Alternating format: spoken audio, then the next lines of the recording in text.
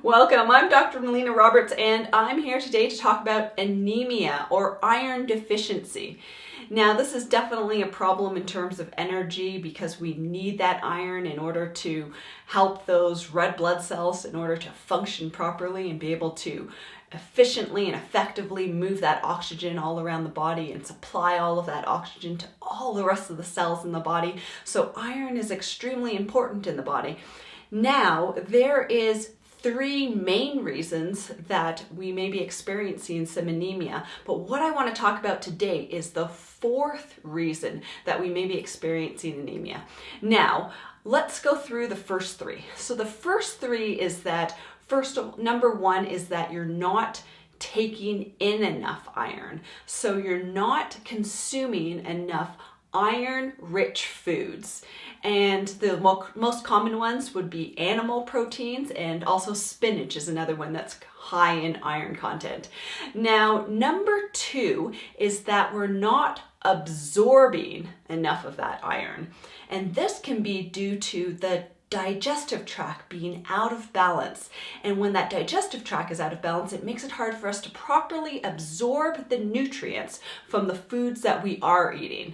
And number three, and this is an important one to make sure that we rule out, can be some sort of internal bleeding. Now, the most common thing is people who have heavy periods. And with those heavy periods, they're losing a lot of that extra iron and it's causing them to have anemia. And these are the three most common reasons that we're going to see iron deficiency or anemia, but there is a fourth. And number four is that inside our digestive tract, that ecosystem of bacteria and fungus that live within our gut, we can have these bacteria, and there's quite a few of them. There's a number of different species that are iron-loving bacteria. And these iron-loving bacteria, what they do is they actually feed off of the iron that we take in through our diet and through supplements. Now, some of these bacteria can actually be some healthy bacteria, and some of these bacteria can actually be what we call unhealthy or pathogenic bacteria. Now, what happens is that when a person takes in food or takes in supplements, then these bacteria can overgrow, and then they can cause an imbalance in that gut flora, especially when it's more of those pathogenic species of those bacteria. And what happens is that, so the more we supplement, the more we take in terms of those iron supplements or taking in iron from the foods that we're eating, then we actually cause an overgrowth of those unhealthy bacteria, and they just keep feeding off of those that iron from the diet that we're taking in, and we don't effectively absorb the iron into our cells to be able to utilize it. And so this can be definitely one of the challenges and one of the causative factors in terms of anemia and iron deficiency that we see in people.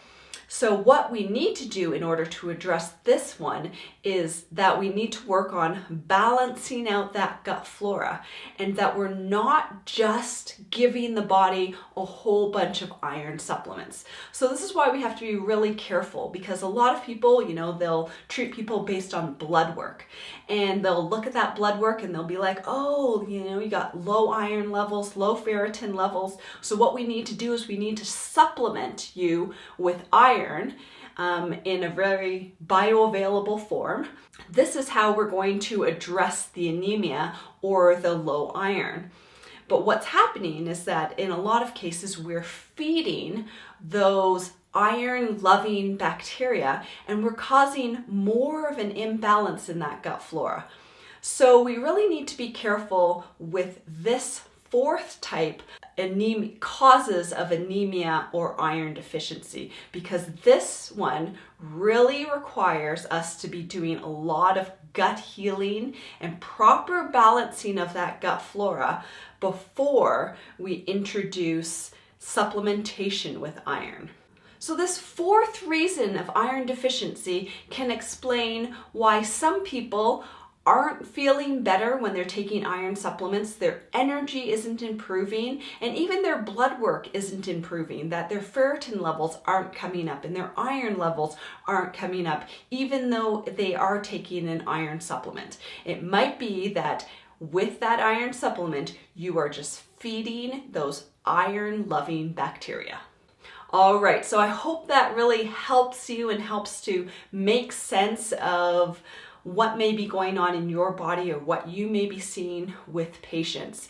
And remember, we always want to be treating the individual and not treating the blood work. All right, so thank you so much for watching. I encourage you to share this with your friends and family, to press the like button, to make a comment below, and until next time, continue to learn, grow, and build health.